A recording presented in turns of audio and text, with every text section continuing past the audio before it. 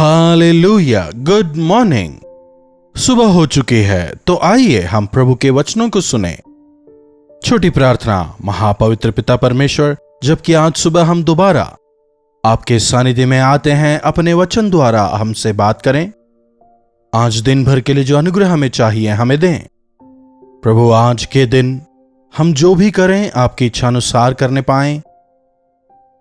जो कुछ भी मन में आए वैसा नहीं, बल्कि सोच समझकर समझदारी के साथ सही निर्णयों को लेने के लिए स्वर्गीय ज्ञान से हमें भरें। यीशु के नाम से प्रार्थना मांगते हैं, आमीन।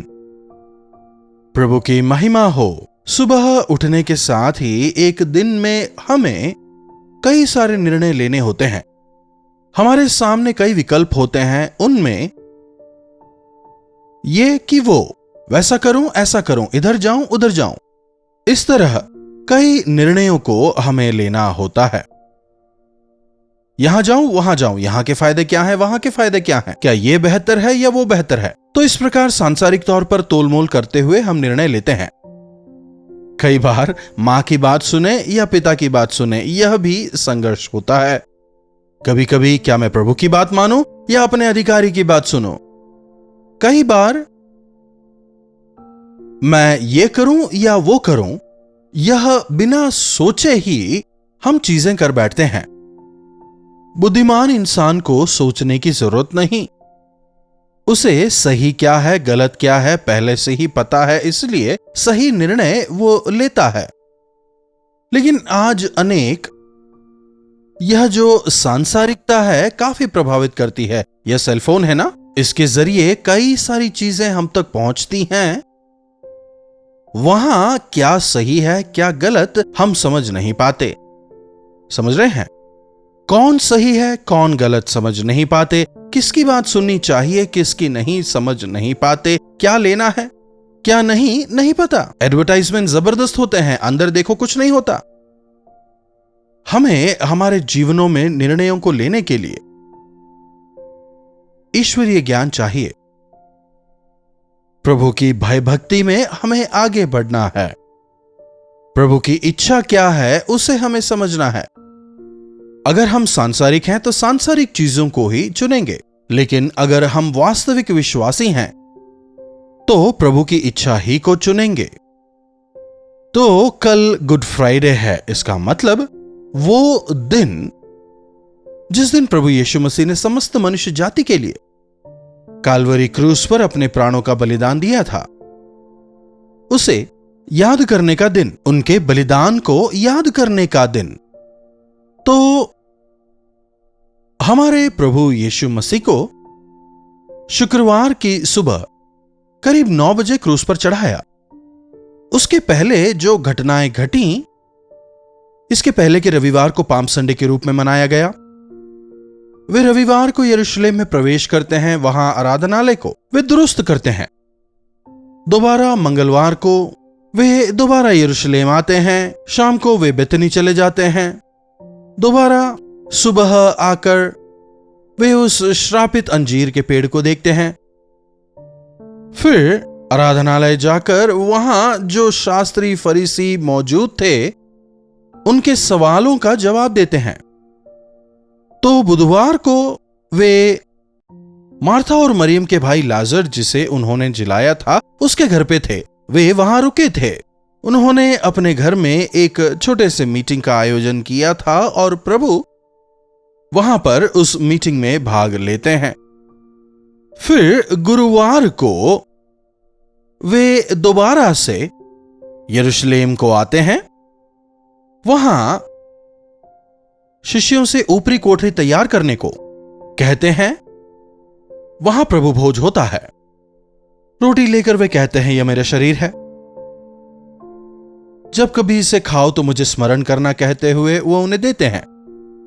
फिर वे कटोरा लेते हैं जिसमें दाखरस था, उसे उठाकर वे कहते हैं, तुम्हारे लिए नई वाचा का मेरा लहू है, मेरे स्मरण के लिए इसमें भाग लिया करो। वे उनसे कहते हैं, इस संसार में तुम्हारे साथ यह मेरा आखिरी भोज है। वे कहते हैं, पर शिष्यों को समझ नहीं आता। तो वहां पर उनके साथ भोजन करने के बाद वे जैतून के पहाड़ पर गेत्सेमने बाग में प्रार्थना करने जाते हैं।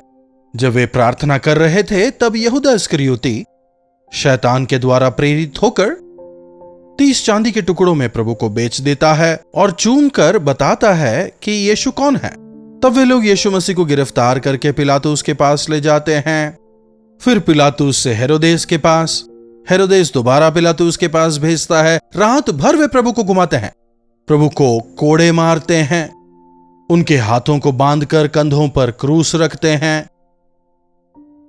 जितना हो सकता है प्रभु को सताते हैं। दोबारा जब पिलातुस के पास वे लाते हैं, पिलातुस कहता है इनमें मैं कोई दोष नहीं पाता, लेकिन इसके बावजूद भी वहां पर सदूकियों फरीसियों का जो छोटा झुंड था वो यह कबूल करने को तैयार नहीं थे। पिलातुस समझ जाता है कि इनमें कोई पाप नहीं है, इन्हें कैसे क्रूस पर चढ़ाया जा सकता है। फिर भी उन्हें कोड़े मारने कहता है। कोड़े खाने वाले को क्रूस की सजा नहीं मिलती, क्रूस की सजा वालों को कोड़े नहीं मारते। जैसे आजीवन कारावास होता है ना, उन्हें फांसी नहीं मिलती, या जिन्हें फांसी मिलती है उन्हें आजीवन कारावास नहीं मिलता। लेकिन प्रभु यीशु मसीह ने हमारे लिए तमाम प्रकार की सजाओं को सहा, हमारे लिए ही उन्हें घायल किया गया। यीशु मसीह ने हमारे लिए मृत्यु को सहा। इधर उधर घुमाते घुमाते वापस जब पिलातुस के पास लाते हैं, पिलातुस कहता है यह उत्सव का समय है ना। तो उस दौरान किसी एक दोषी को छोड़ने का उसके पास अधिकार था, जैसे आज प्रेसिडेंट वगैरह के पास यह अधिकार होता है ना कि वो किसी भयंकर कैदी को रिहा करने के लिए कह सकें। तो पिलातुस कहता है कि मेरे पास वो अधिकार है और मैं इस अधिकार का इस्तेमाल करते हुए एक कैदी को रिहा कर सकता हूं। तो वहां कैद में पूरे देश भर में बदनाम एक काफी कुख्यात और खूंखार अपराधी था जिसका नाम था बरअब्बा। उसे बुलवाकर वहां खड़ा करता है। तब तक यीशु मसीह को कोड़े मारे जा चुके थे, उनके शरीर में घाव था, खून बह रहा था, सर पे कांटों का मुकुट था। एक भयंकर दोषी के तौर पर, अपराधी के तौर पर यीशु मसीह के साथ व्यवहार किया गया। उनमें दोष नहीं था, वे दोषी नहीं थे, हमारी वजह से उन्होंने यह सब सहन किया, हमारे स्थान पर वे मारे गए। तो एक तरफ यीशु मसीह को रखते हैं, दूसरी तरफ बरअब्बा को खड़ा कर पूछता है मैं किसे छोड़ूं। उत्सव के उपलक्ष्य में मेरे पास यह अधिकार है, मैं एक अपराधी को छोड़ सकता हूं। वहां जो लोग थे वो क्या कहते हैं, क्या मांगते हैं? हमारे लिए बरअब्बा को छोड़ दो। तो यह जो प्रभु यीशु मसीह हैं इनका क्या करें? उन्हें क्रूस पर चढ़ाओ। हमें बरअब्बा चाहिए। आज भी तो संसार यही मांगता है ना। तुम्हें कौन चाहिए? बरअब्बा चाहिए, अपराधी चाहिए, चोर चाहिए, धोखेबाज चाहिए, रिश्वतखोरों से हम प्रेम करते हैं, झूठे लोगों को हम चाहते हैं। हमें पाप ही चाहिए, प्रभु हमें नहीं चाहिए। आज भी तो यही करते हैं। आपके लिए, आपके स्थान पर, आपके पापों को अपने ऊपर लेकर, आपकी सजा को जिस प्रभु यीशु मसीह ने भुगता उन्हें त्याग कर, आज भी तो हम इंसानों के पीछे, अपराधियों के पीछे भाग रहे हैं। आपने किसे चुना है? यीशु मसीह को अपने जीवन में चुने। यदि यीशु हमारे साथ हैं तो हमारे पास सब कुछ है। बरअब्बा समान लोग एक सीजन तक ही साथ रहते हैं। वे इस संसार में थोड़ा कुछ ही आपके लिए कर सकते हैं, लेकिन आपको अनंत प्रेम से प्रेम करने वाले प्रभु ना केवल इस संसार में बल्कि इस संसार की जिंदगी खत्म होने के बाद भी प्रभु आपके साथ रहने की इच्छा रखते हैं। सोचिएगा, आपने क्या चुना है? यीशु मसीह को या बरअब्बा को? भलाई को या बुराई को? प्रकाश को या अंधियारे को? जीवन को या मृत्यु को? सत्य को या झूठ को? जो आंखों को अच्छा दिखता है उसे, या जो हृदय के लिए जरूरी है उसे? आपने अपने जीवन में किसे चुना है? जब आपको चुनना हो, क्या इससे प्रभु के नाम को महिमा मिलती है? क्या यह मेरे आत्मिक जीवन के लिए उपयोगी है? क्या इसकी वजह से मेरे विश्वास में वृद्धि हो रही है? क्या यह मेरे जीवन के लिए वास्तव में आवश्यक है? ऐसी सोच के साथ में सही निर्णय लें। अगर किसी कारण की वजह से आप कंफ्यूज हैं, क्या निर्णय लेना है नहीं पता, प्रभु आपका मार्ग मुझे बताएं, आपकी इच्छा को मुझे समझाएं, मेरे हाथ को पकड़कर चलाएं। यदि ऐसी छोटी प्रार्थना करें, प्रभु आपको सही मार्ग में चलाएंगे। सुबह से लेकर शाम तक हम कई सारे निर्णय लेते हैं, उनमें से अधिकतर निर्णय प्रभु रहित होते हैं, इसीलिए हम परेशानी में, तकलीफ में पड़ जाते हैं। बहुत देर से हमें समझ आता है, अरे बेहतर होता मैं वहां नहीं जाता, काश मैंने उसकी बात पर यकीन नहीं किया होता, काश मैंने अपने पैसे उसे नहीं दिए होते। क्या आपके ऐसे अनुभव हैं? अनावश्यक ही मैं जाकर उस परेशानी में फंस गया, बिना सोचे समझे जल्दबाजी में निर्णय ले लिया और आज मुझे भुगतना पड़ रहा है।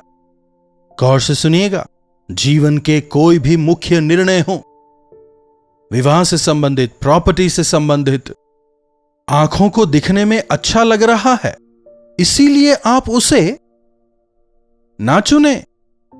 उन दिनों में वो दिखने में भला लगा, खाने में भी रुचिकर लगा, दिखने में मन भावन और खाने में रुचिकर लग रहा था, तो हवा ने वो फल ले लिया और खा लिया।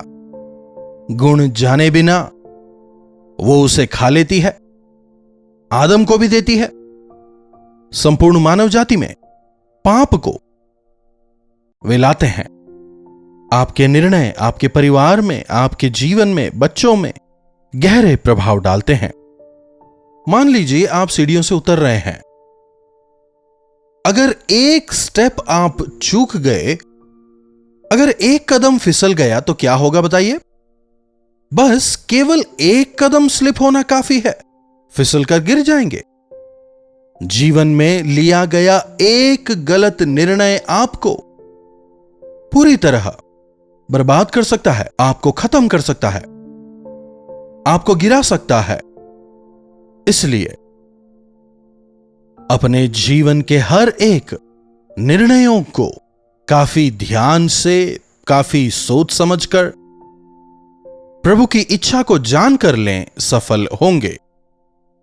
लूत आंख उठाकर देखता है, सोदोम नगर देखने में खूबसूरत लगता है और वो वहां चला जाता है। फिर वहां क्या होता है? पूरी तरह बर्बादी। पत्नी को, बच्चों को खो देता है, विवेक को खराब कर लेता है। भले ही उसे धर्मी कहा गया, अब्राहम के साथ उसने अपने जीवन में आशीष पाई, फिर भी अंततः कहीं का नहीं रहा, प्रभु के लिए शर्मिंदगी का कारण बना। लेकिन अब्राहम, अपनी आंखों को उठाकर देख, सामने दिखने वाली भूमि को मैं तुझे दूंगा। जब तक प्रभु ने नहीं कहा, उसने अपने आप से कुछ नहीं चुना। प्रभु आप बताइए, मुझे कहां जाना है, क्या करना है, आप बताइए। मेरे सामने कई सारे ऑप्शंस हैं, लेकिन इसमें आपकी इच्छा क्या है? यदि इस प्रकार से प्रार्थना करते हुए हम निर्णयों को लें, तो एक आशीषमय जीवन को जीने पाएंगे, सफल जीवन, उपयोगी जीवन जीने पाएंगे। ऐसी कृपा प्रभु हमें दें। प्रार्थना। महापवित्र परमेश्वर, प्रभु दोबारा आपके चरणों में हम आते हैं।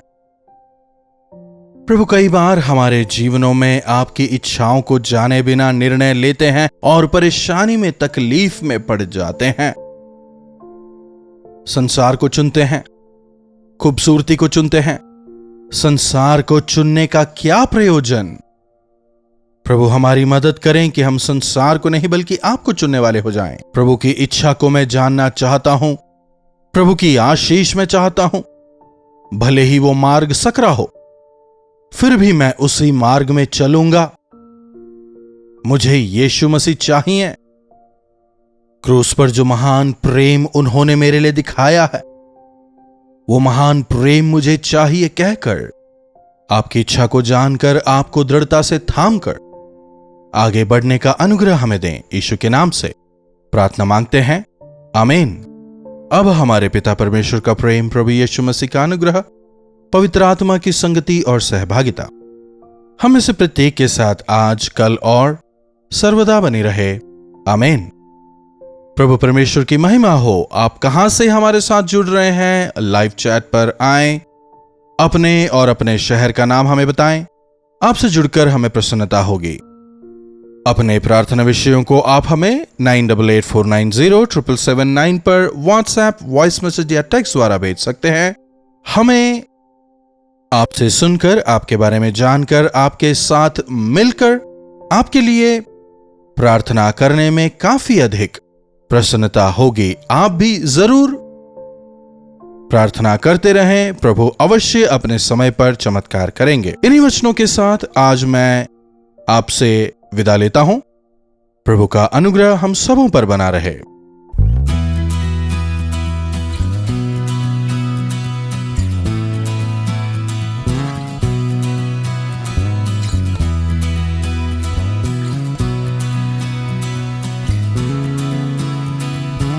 हालेलुया। मुंबई और उसके आसपास रहने वालों के लिए एक खुशखबरी। प्रभु की इच्छा रही तो मई 1 तारीख को एक बेहद खास गेट टुगेदर मीटिंग का आयोजन हम आप लोगों के लिए कर रहे हैं। शाम 6 बजे से लेकर रात 10 बजे तक होने वाले इस मीटिंग में आप जरूर भाग लें। व्यक्तिगत तौर पर आपसे मिलकर आपके लिए प्रार्थना करने के लिए, प्रभु के संदेश को आप तक पहुंचाने के लिए हम चेन्नई से मुंबई आ रहे हैं। आइए इस गेट टुगेदर मीटिंग में भाग लेकर प्रभु की आशीषों को पाइए। एड्रेस है morning star English school, Sion, Dharavi, Mumbai. अधिक जानकारी के लिए आप 9884907779 पर या व्हाट्सएप करें। अधिक जानकारी आपको दी जाएगी। अपने परिवार को साथ लाएं, मित्रों को भी जरूर लाएं।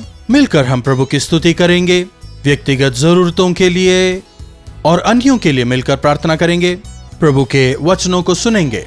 जरूर आएं, प्रभु की आशीषों को पाएं। जरूर आएंगे ना?